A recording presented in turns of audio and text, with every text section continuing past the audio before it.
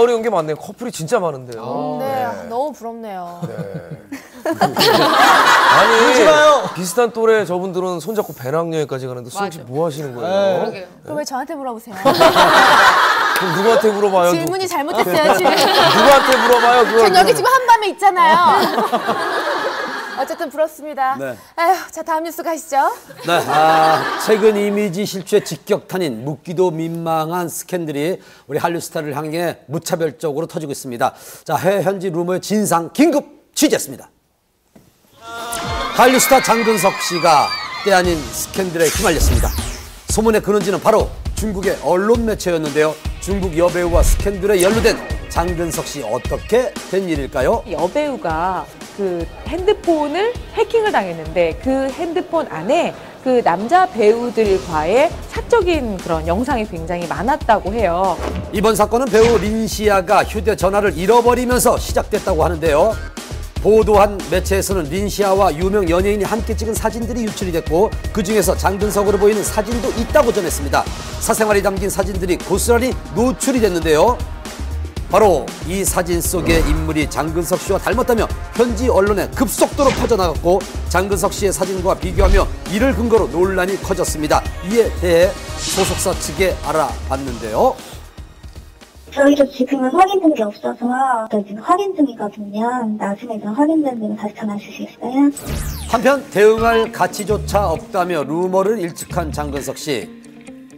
이후 자신의 중국 SNS를 통해 또 다른 사진 한 장을 공개했습니다. 이번 스캔들에 연루된 사진은 합성이며 사실 무근임을 알렸는데요. 해당 기사가 처음 게재됐던 중국의 유명 포털 사이트와 인터뷰를 시도해봤습니다. 想跟这一次那个上传林西亚事件的记者进行采访，可以吗？这也不是我们自己原发的呀，采访我们也没用啊。 그렇다면 이곳에 글을 올린 사람은 누굴까요? 수소문 끝에 찾을 수 있었습니다. 이번 사진의 최초 유포자가 맞으신가요? 아닙니다. 저는 글을 퍼온 것뿐입니다. 최초 게시물이 기억나시나요? 자세한 내용은 제가 잘 모르겠습니다. 절 찾지 말아주십시오. 사실 확인 없이 전해진 이번 스캔들, 그에 따른 피해가 우려되는데요. 뭔가요? 찾고 싶은데요, 왠지. 그 웨이보에 가입한 누가 책임지죠? 인원만 1,300만이 넘어요. 스캔들이라는 건 사실 그 사실 여부를 떠나서 대중들이 받아들이기에는 사실 그 배우나 스타의 이미지를 굉장히 악화시키는 측면이 있죠. 왜 이런 일이 일어나는 걸까요?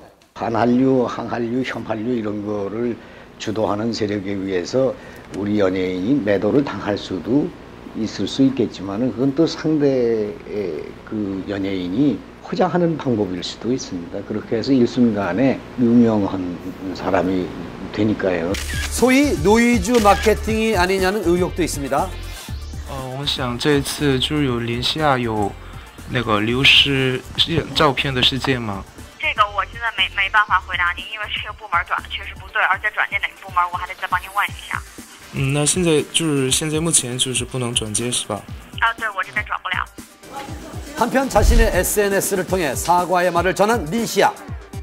장근석 씨 같은 경우는 일본 내에서 이미 입지를 마련했고 어느 정도 그 다음에 중국 내에서도 지금 충분히 뭔가 만들어지고 있는 상황이기 때문에 외국에서 와가지고 뭔가를 해가는 느낌이 있을 거예요. 그렇게 되면 굉장히 뭔가 반발하는 측면에서 끊임없이 소문이나 흠집을 내기 위한 어떤 것들이 나올 수 있다는 거죠.